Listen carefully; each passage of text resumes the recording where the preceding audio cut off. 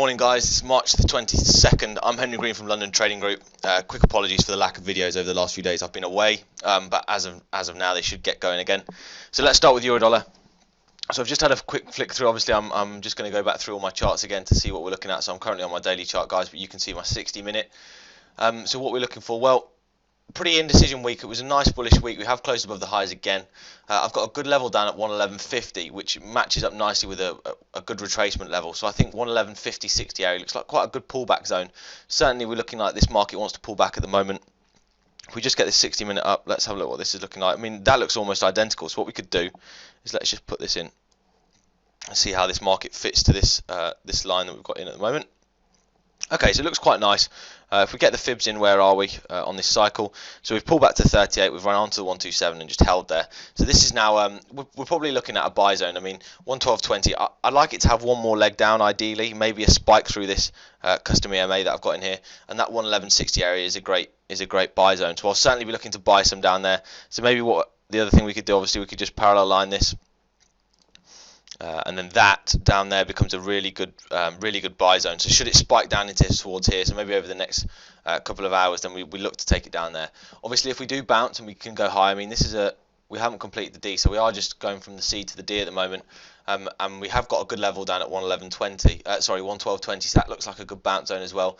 But through 112.20, I'm certainly looking down to 111.60. So they're the two key zones that I'm looking for. I think a close on the hour below 112.20 quite clearly opens up 111.60, but then that is certainly a good buy zone, and I'll be looking for that certainly in euro dollar. So nice close on the week. We look like we could potentially go up higher. 114 is my next high target, and it's just a case of how we're going to get there, whether we bounce here or we bounce at 111.60. So that's my plan for euro dollar. So let's go on to cable. So cable, wow, really nice indecision bar on Monday. That's a really nice bar to be selling that. And it looks like the market could come off here now. So I mean, we have gone. Would you count that as a D? Potentially not. So I wouldn't probably count 145.60 as being hit on the top side.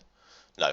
So it's just a case of how we're going to get back up there now. So we're looking for 145.60 as the next level. I mean, that was a D. No, we've come back into the 61.8 here. So let's get rid of this line. This is out. And I've got a custom moving average coming in here, so we're just looking for good areas to buy this. 143.40, 143.50, sorry, is a really good zone in cable. So if it manages to get down there, if we just have a blip down here, a little bit lower, I'd be looking to buy this back up. And what's this D that it leads us to? 146.80. Okay, so that makes, wow, that's a long way up. So yeah, we could.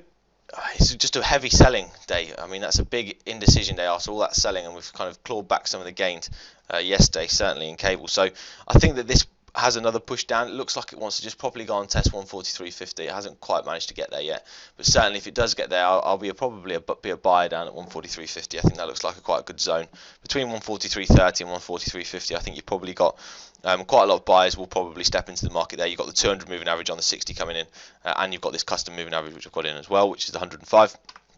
So we could see cable bounce should we get down to 143.30 area. So that looks like quite a good zone as well. In cable. How did it close on the week? Sorry, let me just have a quick look at that. Let's have a quick look at my weekly chart. So we're getting up towards the outer trend line. Okay, so yeah, mate, I think this is a good zone. Yeah, but it looks like if we have a good selling week this week, then it could open up the bottom side, and then we go potentially go lower again. So I'm just going to be careful with cable. I think that one doesn't look the clearest on the week.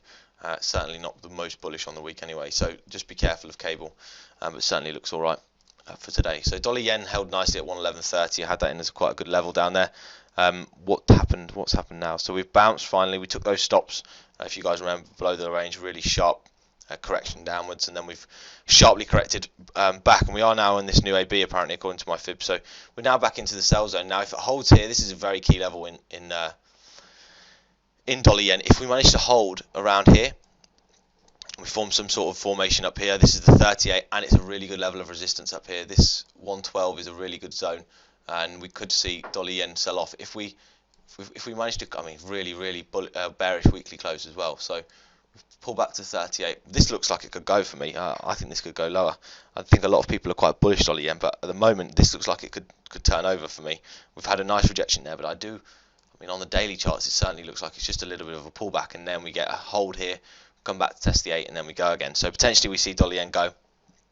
I think certainly Obviously, if not, we trade back up to the top of that range. So if we are back in the range, that's the only bit I don't like about this one, is we are kind of back into this range now, and you probably have to look to the top side of the range if you're just playing it as a simple range, and that's back up to 114. So I've got to try and work out what's going to have to change for me to take that. But I mean, a hold somewhere, if you start to see rejection around 112, I think that then it potentially could trade lower, and dollar yen could be a good short. Otherwise, you just got to play it back up to the top of its range. I think that was the only thing you can do. So when times like this come in, you just got to look at the higher time frames. What are the higher time frames saying? Well, you've had a slight correction, a nice bounce off the lower levels, but we have managed to close on the day. We did close below that 112 zone, so I think that showed me significant weakness in dollar yen on Friday. So I think maybe we do. It's those tweezer bottoms on the week that I don't like, but certainly I think that this could, if it holds at 112, this is a good sell.